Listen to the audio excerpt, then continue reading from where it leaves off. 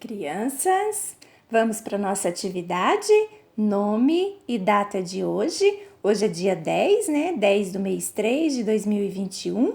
E aqui nós temos os animais, os pretendentes da Dona Barata.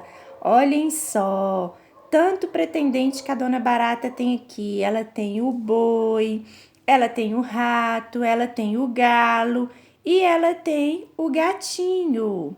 Nós vamos ligar esses animais, que são os pretendentes para o casamento da Dona Barata, ao som emitido por ele. O que o boi faz aqui? A gente vai procurar o som aqui dele, ó. Có, miau, mu, au. O que é o som aqui do boi? Vocês vão procurar aqui e vai ligar. Qual o som do ratinho? O que o ratinho faz? Bem baixinho.